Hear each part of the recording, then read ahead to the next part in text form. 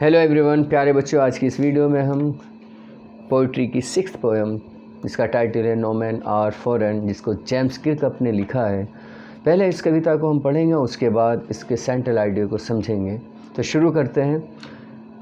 Remember, no man are strange, no country is foreign, beneath all uniforms a single body breathes, like ours the land our brothers walk upon, is earth like this in which we all shall lie. They too aware of sun and air and water are fed by peaceful harvest, by war's long winter starved. Their hands are ours and in their lines we read a labor not different from our own. Remember they have eyes like ours that wake or sleep and stand that can be won by love.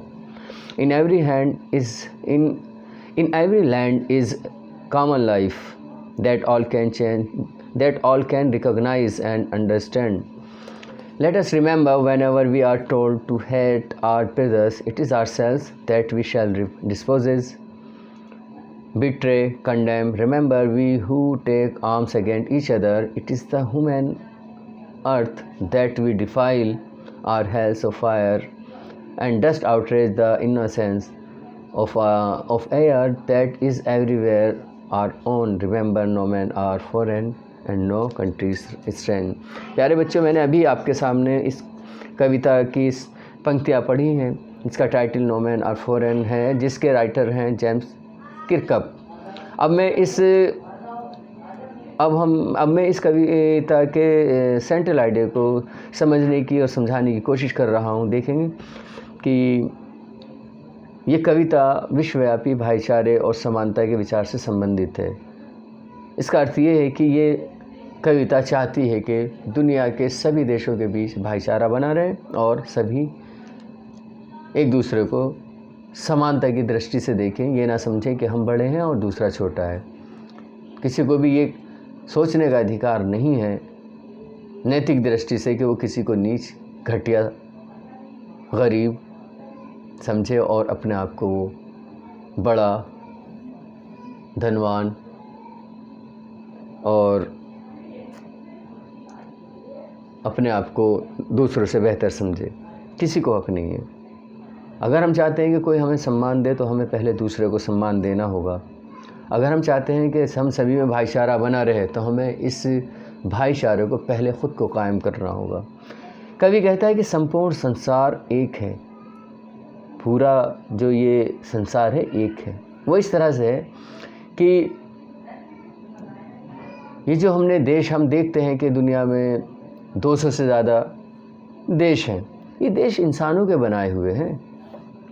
ये जो हमने सीमाएं निर्धारित की हैं, ये इंसानों की बनाई हुई है।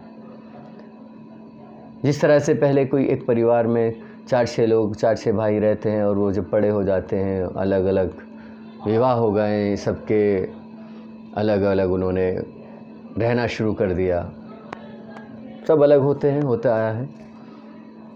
पहले एक ही परिवार था, उसके बाद उनके खुद के अलग अलग परिवार हो गए। इसी तरह से यही संसार की कंडीशन है, हालात हैं कि पहले ये पूरा एक ही देश होगा, फिर धीरे धीरे हम बढ़ते गए और आज 200 से ज़्यादा दुनिया भर में देश की संख्या है, 200 से कुछ ज़्यादा। विभिन्न राष्ट्रों, धर्मों या रंगों के बावजूद हम सभी की प्रेम की भावनाएं और जीवन के स्रोत समान हैं। ये बिल्कुल सही बात है कि भले से हम देश के नाम पर, धर्म के नाम पर, रंग के नाम पर बटे हुए हो सकते हैं, लेकिन हमारी प्रेम की भावनाएं और जीवन के स्रोत समान हैं। जीवन किस किस चीज़ से मिल रहा है हमें? जिस चीज़ से हमें जीवन मिल रहा है उसी चीज़ से दूसरे को जीवन मिल रहा है। जिन चीज़ों का उपभोग दूसरे लोग कर रहे हैं वो उन्हीं चीज़ों का उपभोग हम भी करते हैं। हम भी सूर्य से ही प्रकाश प्राप्त करते हैं, हम भी नदियों से पानी प्राप्त करते हैं, हम भी फसलों से ही भोजन प्राप्त करते हैं, दूसरे लोग भी ऐसे ही करते हैं। तो हमारी जो प्रेम की भावनाएं और जीवन के स्रोत जो हैं, सभी दुनिया के सभी इंसानों के वो समान हैं। इस अर्थ में हम सब एक जैसे हैं और समान हैं। हमें सभी के जीवन को बेहतर बनाने के लिए एक होना होगा। ये कविता एकता का संदेश दे रही है कि अगर हम चाहते हैं कि सभी का सभी का विकास हो, सभी लोग तरक्की करें, तो हमें पहले एक होना होगा। ये जो हम बटे हुए हैं, और बटना तो चलो हो गया कि बट गए, कोई बात नहीं, लेकिन जो हम आपस में शत्रुता और दुश्मनी लिए बैठे हैं और दिन रात एक दूसरे को नुकसान पहुंचाने पर तुले हुए हैं, युद्ध कर रहे हैं, लड़ाई झगड़े चल रहे हैं, तो उससे क्या होगा, हम पीछे जा रहे हैं, हम विकास नहीं कर पाएंगे। आपने देखा होगा कोई भी देश तो युद्ध में लगा हुआ है, वो पहले युद्ध से निपटेगा या कोई तरक्की का काम करेगा। युद्ध में लगा हुआ देश तरक्की नहीं कर पाता है, वो पिछड़ जाता है तरक्की के मामले में, और जब पिछड़ जाएगा तो सभी लोगों का जीवन स्तर भी पिछड़ जाएगा। तो इसलिए अगर हम चाहते हैं तो हमें क्या करना होगा, हमें अगर सभी के जीवन को बेहतर बनाना है तो हमें एक होना होगा, अपने आपस में एकता लानी होगी। जब हम एक दूसरे से नफ़रत करते हैं ना, तो हम मानवता को धोखा देते हैं। मानव का काम ये नहीं कि वो आपस में एक दूसरे से किसी भी आधार पर नफ़रत करे।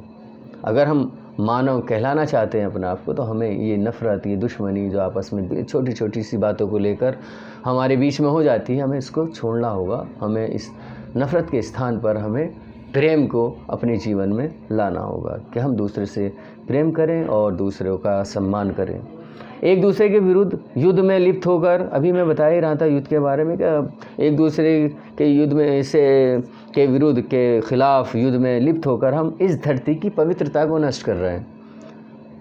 आप देखेंगे धरती पर कितनी बेहतरीन हरियाली होती है, खेत खलियान होते हैं, नदियाँ भी हैं, समुद्र हैं, बहुत सारी चीज़ देखने के लिए, बहुत सारी चीज़ें हैं, पहाड़ियाँ हैं, घाटियाँ हैं, सुंदर वन हैं, बागान हैं। और जब युद्ध में गिर जाता है कोई देश, तो फिर यही खेत खलिहान, बागान, वृक्षों से आच्छादित भूमि क्या हो जाती है, नष्ट हो जाती है, बंजर हो जाती है, विलुप्त हो जाती है, और इस धरती की पवित्रता नष्ट हो जाती है। और ये धरती हम सभी के लिए है, हम सभी की है, और इसको नष्ट करने वाले हम ही हैं। हमें समझना होगा कि हम इस धरती की पवित्रता को नष्ट ना करें। हम सभी मानव हैं, और हमें याद रखना चाहिए कि कोई भी इंसान विदेशी नहीं है। हम दूसरे को विदेशी मानना है, दूसरा हमें विदेशी मानना है। तो हमें इसी विचार को ख़त्म करना होगा। हमें एक पूरे विश्व के देशों के प्रति ऐसा भाव लाना होगा कि हमारी सीमा से परे जो लोग रह रहे हैं वो भी हमारे अपने भाई हैं। दूसरे देश में रहने वाला भी हमारी जैसे जिस्म रखता है, हमारी जैसी उसकी भी भावनाएं हैं, हमारे जैसे ही उसका परिवार है, वो भी इंसान है, हम भी इंसान हैं। हमें उसे भी सम्मान देना है और उससे सम्मान प्राप्त करना है।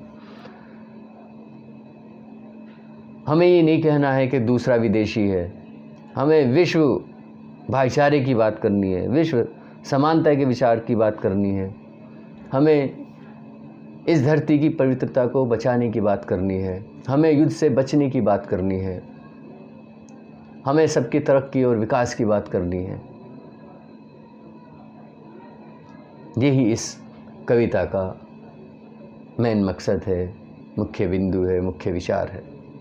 तो प्यारे बच्चों, मुझे उम्मीद है कि आपको ये poem title no man are foreign written by James Kirkup समझ में आ गई ही होगी, और हम इस कविता को अपने जीवन में अपनाने की कोशिश करेंगे। आज की इस वीडियो में इतना ही। Thank you.